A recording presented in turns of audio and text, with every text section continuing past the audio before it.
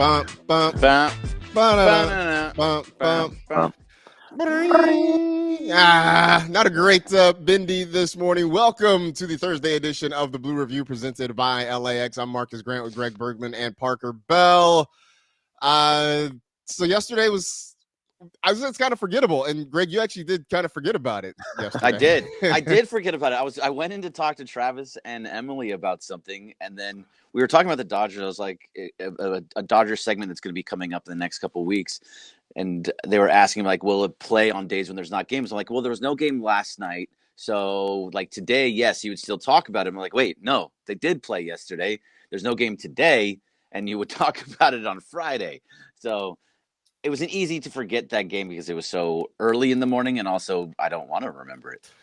Yeah, 7-4, the Dodgers lose to the Cleveland Guardians. They do not get the sweep. They do still win the series, but they win 2 out of 3. They miss a chance to win all 3, do it in disappointing fashion. They give up 5 runs in the bottom of the 8th inning, mostly on Tanner Scott's watch, although Alex Vesia gave up the home run that ended up being the final blow for that one. But before we dive into that, I want to give a shout out to the folks at LAX. As always, they are saving guest time, transforming the travel experience. Lots of new changes coming to hopefully help with all of that in the next year or so. But for more information, you can go to flylax.com/transforminglAX. All right. Can I ask one question real fast? I don't know. Maybe please. Parker, you can. Sorry, we'll get into the Dodgers. I swear. I'm just looking at the YouTube chat. I had the same question. What are these like crowns number 1, crowns number 3, crowns number 2? Like their BC is number 3, Pedro Alaman is number 3, Roy Estrada is the number 2, Ruben Flores somehow is number 1, new villain equals Tanner Scott, maybe. But like, yeah, what are these crowns? Are they? Yeah, this is the first I've seen of them, and I'm curious if BC's you're going up to number carry 1. over. What's the difference between the number 1 and the number 2? So I'm doing a little bit of research here as we talk about this. It is the community leaderboard, and I think it's basically based on how much people are posting in the chat. So is it per show or is it just on YouTube in general? I'm guessing it's YouTube in general. It says right now on the community leaderboard, Ruben Flores is 1, Roy Estrada is number 2, Pedro Alaman is number 3. So what about BC? BC, he's not number 1 anymore. He was number 1. See, now he's not number 1. So it's per show. I guess so. I guess so. It's a competition, guys. So whoever actually posts the most will be higher on the other. For this community leaderboard. I love this. Yeah, maybe we could. Fun. Ruben asked if we get prizes. I don't know. That feels like something for the fun. Feels like something for the fun and games department. Maybe let's talk about it. And maybe it's not daily, but maybe like weekly. If you get the most number 1s over the week, I don't know. We'll have to work it all out. Yeah, it's all just coming into my head right at this moment. But maybe honestly, I'm not even sure. I'm not even sure how this works because it looks like, according to the leaderboard, that a lot of people have 75 experience points, but they don't all get crowns. So I don't really know how this works. Okay. Well, let's get into the Dodgers, but let's go. Let's think about this. Maybe we will put together a community leaderboard winner prize pack thingy from the Blue Review. Maybe I'll just give you one of my I got like 10 bobbleheads in there. You can pick one of the bobbleheads. We got some in here too. Give you something off my desk. I don't know if you want like an Allen wrench or something like that. Like I don't know. Hey, that's useful. They are useful. Trust me. If somebody has to like assemble a lot of furniture, it's incredibly Valvoline useful. instant oil change. Yeah. Oh, there it is. An LAX hat. I mean, there you go. That would actually be kind of cool. An LAX hat for sure. So all right, let's figure this out. I have a lot of them. Yes, the Dodgers. I don't know if they landed at LAX or not, but they flew home last night from Cleveland. They get ready to take on the Yankees for a 3-game series beginning on Friday, but not a great way to end the road trip. They lose 2 of 3 in New York. They win 2 of 3 in Cleveland. So all in all, a 3-3 trip for the Dodgers. And Greg, the Dodgers have a Tanner Scott problem. I mean, right now, he is just flat out bad. There's no other way to say it. I mean, so I think I asked you in our group chat too. Who do you trust least now? I mean, obviously Kirby Yates, that is your villain, and he's on the IL. But who do you trust least or more between the two of them? Is a better way to put that, Marcus, because they're both Yeah, I mean, struggle busing. right now, I think I have more faith in a healthy Yates. I mean, right now it's not maybe totally fair since he's hurt, but a healthy Yates, I still think I have a little more faith in than I do in Tanner Scott right now. Went back and looked over his last 5 appearances. He is 0-1. Does have 1 save, but 3 blown saves. Yep. He's given up 2 home runs, 9 earned runs in 4 2/3 innings. For those who don't want to do the math, the ERA is 17.36 over the last 5 outings for Tanner Scott. He's super up and down right now, Parker. It's one day he's giving up 3 runs, and the next day he's shutting people down. Then he's giving up 3 runs, and he's shutting people down. And then so he pitched in the 8th one time, and that's why he didn't get a blown save in that situation. And then they put him in the 8th again, and then he does blow the save. It's a whole crazy situation right now with him. And if they weren't so hurt, I feel like they'd be thinking about putting him on the IL as well to fix some things. They already moved him out of the 9th inning. They did it yesterday. That was moving him out of the 9th inning. So there's an issue there. Just like I think yesterday we talked about it, Parker, that Devin Williams is struggling for the Yankees. Tanner Scott is here too. Yeah, I mean, what happened to late April hitting those? I think he was having, like 4 whiffs an inning when he would get up there, and that fastball was one of the most. We even said it on this show, Greg, that the fastball, he could just spam that thing, and it may be one of the most unhittable pitches in the game. And here we are. Just such a turnaround you can get early in the season. I think that a Phantom IL stint would be on the board, as you said, if there weren't already 5,000 people on that IL. When you have the combination of Trevino to Scott to Vezia, the confidence level is really shaken. And I know that some people, like I think Plunkett over there, was saying some absurd things like the Dodgers, if they're going this pace with all the ILs, that in 25 days, I think it was, Greg, they would be out in the first round. I'll have to find the quote exactly. But yeah. I get both sides. I mean, you're going to get some guys back, but Vezia, Scott, the trust tree. I mean, where do we stand, Marcus? It's a trust. It might be a trust shrub at this point. Like I'm not even sure. It's a trust stick. Yeah, it's Ben Kasparius. It's definitely not a full tree at this point because there's just nowhere that you can go if you're Dave Roberts that you feel confident in high leverage situations right now. I mean, I guess it's more frustrating too because you got a good start out of Clayton Kershaw. He gave you 5 innings, gave up the 1 run pretty quickly in the ball game. He got hit really hard in the first inning, gave up a run, but settled in after that, kept the Guardians off the board, got you through 5 innings. And then that's sort of where the issues begin because you bring in Lou Trevino in the 6th. He gets you through an inning in 2/3. And look, you don't have high expectations for Trevino. You just need him to eat some innings, keep you closer, keep you in the lead. And then they decided to go to Scott in the 7th. He gets out of that, and then it's when he comes back in the 8th and just completely melts down. And then has to turn it over to Alex Vezia, who then gives up the 3-run home run. And that was kind of all she wrote in this one. So it is just a problem right now because where do you go? Because Scott is struggling. Vezia is not only struggling, but overworked. Anthony Bonda is struggling and overworked. Ben Kasparius is pitching pretty well, but he definitely is working a lot. Jack Dreyer. I mean, you just keep going down the list. There's just so many guys who are throwing way too many innings right now.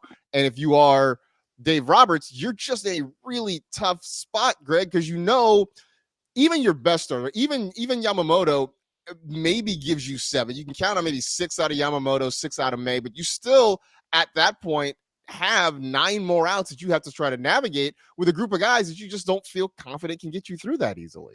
Yeah, there's not a lot you can do. And the tough part is too, I mean, we talked about it. That's that Ben Kasparius is the guy that we probably trust in this bullpen right now, but he is a long reliever. And when you have pitchers that don't go very long, that only go 4 or 5 innings, I know they've been going 5, 6, and every once in a while 7 recently, but they usually go 3, 4, 5 innings and then they get pulled. You need a guy like Ben Kasparius to keep things close and keep them and limit the damage.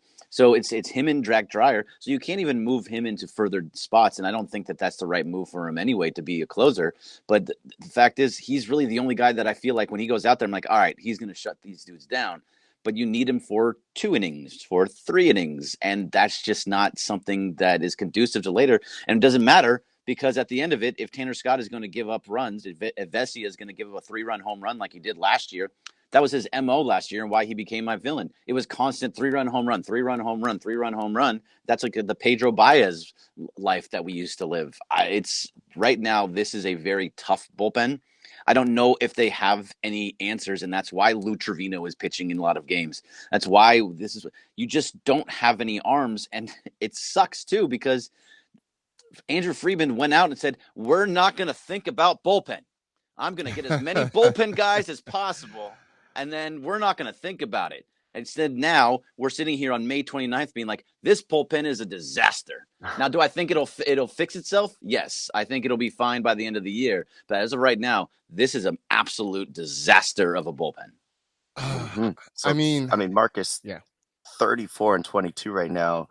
At what point with the trust tree so dried up, as the chat is saying it, I think Craig said they need water.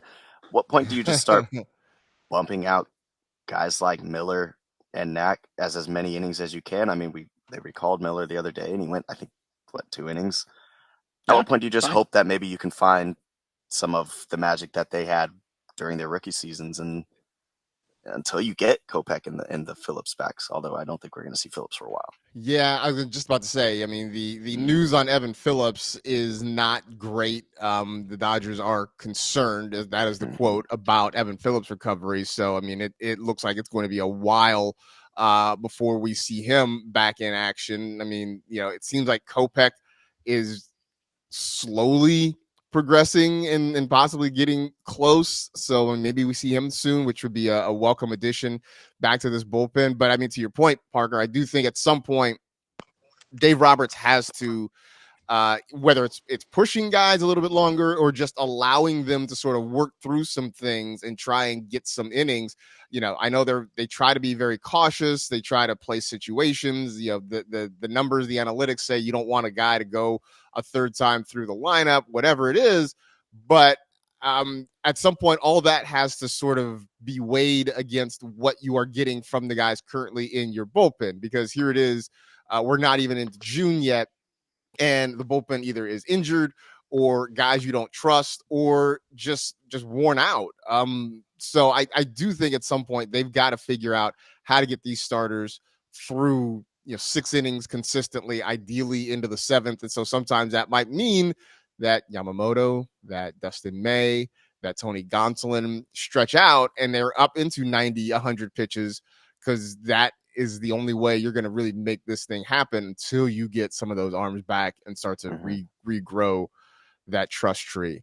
So actually, I love that. Sorry, real fast. I love that. And I think that's what they are kind of doing. And you're 100% right. This is things that they are going to have to do. And that's why I think we're seeing guys, Yamamoto throw over 100 pitches. I think he threw 110 in one of his last starts.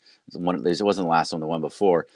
They're going longer distances, and that's something that you have to do because of how bad this bullpen has been and how beat up they are. I also looked up Michael Kopech because we were talking about Evan Phillips and wanted to see what was going on with Kopech.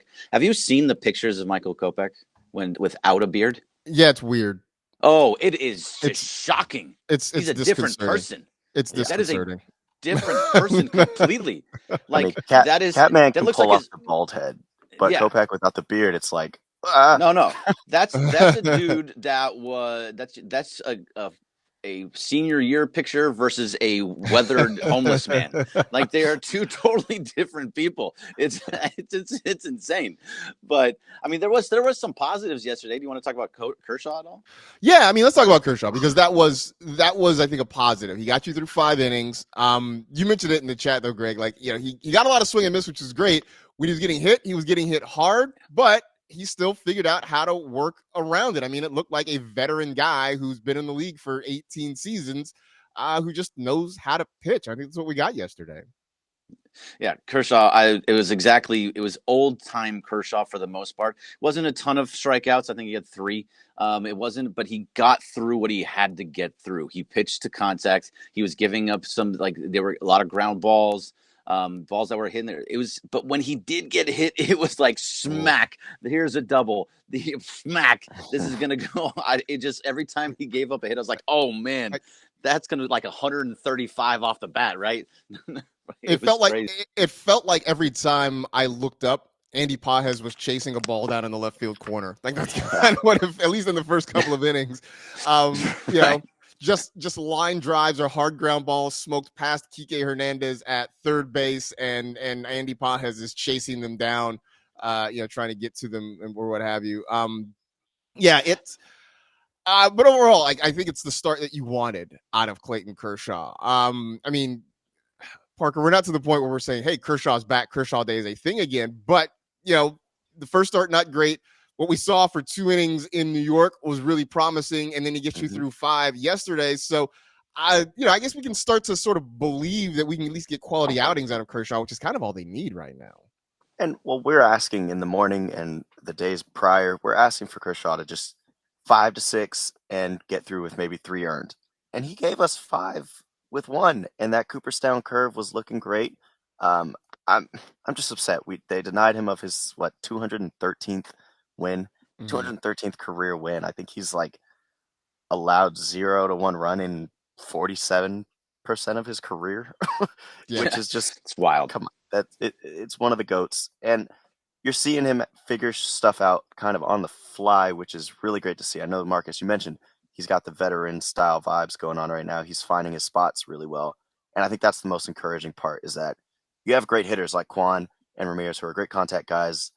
And they did make some good, powerful hits off of Greg. You mentioned the pitches when he did get hit. But I think the fact that Kershaw is able to figure it out and get through innings, get the 3 Ks, incredible. If he had somebody to back him up, we'd be talking glory all day. I mean, they gave him 4 runs. I mean, they should win when they give him 4 runs and he only gives up 1. They should win that game if you give it the ball to Bullpen.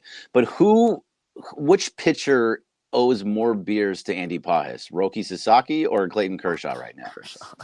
I'm still gonna say Sasaki just because Pages brought a couple back from over the fence. But I'll say this. If people around Major League Baseball haven't learned it already, they should start learning. Don't run on Andy Pages. I mean, the dude has an absolute hose out there. Do not run on Andy Pages. We have seen him make him at left throws. I mean, I like him in the outfield. It doesn't really matter to me which position he's in. If he's going to be stealing home runs, if he's going to be going into corners and throwing guys out, his arm plays in any one of those 3 outfield spots. So that's a great thing from him. And has anybody made a quicker turnaround than Andy Pages? We were killing him at the beginning of the season. Absolutely killing him. What a mess. He's giving away runs. He's making base running errors. He can't play defense in the outfield. He can't do this. He's not hitting, blah, blah, blah, blah, blah.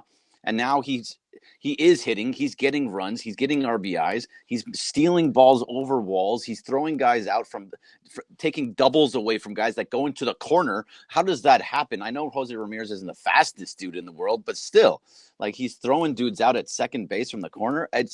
He has made such a tremendous turnaround, and I absolutely love seeing it. Yeah, no, it's great. I mean, he had that game early in the season where things went bad, and you could see him being really I think was it in Philly maybe, where he was really emotional on the bench. He got one of those magical Dave Roberts hugs, and it seems as though everything has turned around since then. I mean, he's hitting the ball well. He's playing fantastic defense. Every once in a while, he has a brain fart on the base paths, but I think everything else is going so well that it's stealing bases. Yeah, I mean, it just becomes easy to sort of overlook the occasional occasional mistakes that he is making there. One thing we should get to, because it was mentioned in the chat several times, is another error by Max Muncy, which definitely contributed to the Tanner Scott issues. It's becoming a problem guys. I guess it's been a problem for a while, but it is costing this team games now.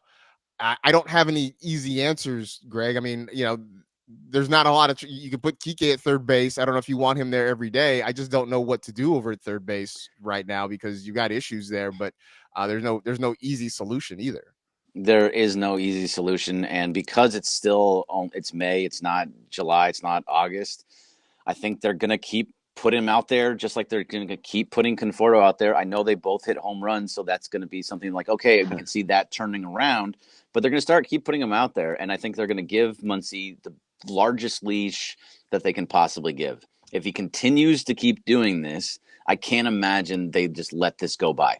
It just can't, especially if the bat isn't as strong as it should be. He may hit a home run every once in a while and get a double or walk a few times, but if let's say his on base percentage stays low, then I can't imagine that the bat will make up for the poor defense. And if the poor defense continues to happen and they lose games because of it, and give those extra outs, talk to Landon Knack, talk to Tanner Scott, talk to a whole bunch of these pitchers.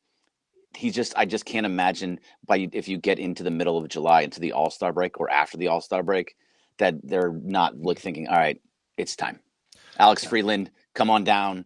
Moving some guy off the 40-man roster, going with Kike. Kike could be a good pushing over. I know that Rojas can kind of play over there. There's guys. It's just not ideal. 8 errors so far this year, 925 fielding percentage, which would be right now, I believe. No, it's not the lowest of his career. 2018 was a 908, although he was not a full-time infielder at that point either. So, not great. I mean, Parker, do we start hearing more chatter about, say, a Nolan Arenado, an Alex Bregman? Even if Greg doesn't want to hear about it. I would just think that at some point, who's that? The trade rumors are going to continue to be out there as long as Muncy's not performing, right? Well, it's difficult. I think that the Dodgers are going to back him. I mean, Roberts spoke yesterday, either before the game or after the game. I think it was before, and they acknowledged his defensive struggles even before the game, and then boom, he has another error. But he goes on to say sometimes it's a range thing. Sometimes it's a throwing thing. Sometimes he can't get the ball out of the glove, and sometimes it's just been not catching it cleanly. But I see the desire for him to get better. That's kind of what we've always been hearing throughout the last few years with Dodgers infielders. Just I see their desire to get better. At a certain point, I think you make a good point, Marcus. What is that tipping point of, okay, the desire to get better is not outweighing the fact that you're not getting better. Right. And we're not nearing, but we're getting closer and closer to that break. And they've shown that this year they're willing to make moves. They're willing to cut ties with some people who Dodgers fans have, a close part in their heart to. So I don't know. I can't say anything as of right now. I'm going to be like Dave Roberts and say, well, I see the good infielder in him, but that was very Star Wars. I see the good in you. I think there's still a good third baseman in you somewhere. We'll see. Ideally for the Dodgers, the Cardinals maybe fall out of contention in the NL Central and are more willing to maybe part with Nolan Arenado. Right now, 3 games back of the Cubs. They got 32 wins. They're still very much in the mix for a postseason spot right now. So that might make it difficult to go on and make the move. So, everybody gets a day off today. I mean, we'll be back tomorrow, but the Dodgers are off today before they start a 3-game series, a huge 3-game series at the Ravine against the Yankees. So we will get into that and more tomorrow. In the meantime, appreciate you all in the chat for hanging out, checking the community leaderboard right now. And Ruben Flores still on top, leading Roy Estrada and Pedro Alomar. Great job, Ruben. Good job. Estrada and Stay Pedro. strong. Stay strong, everybody. We'll be back with you tomorrow. Thanks to LAX. For Greg Berman, for Parker Bell, I'm Marcus Grant. It's been the Blue Review. We'll see you 8:30, 8:55 tomorrow. Stick around. Travis DeMarco coming up on the ESPN LA YouTube channel. We will see you mañana. Later. See ya. Review.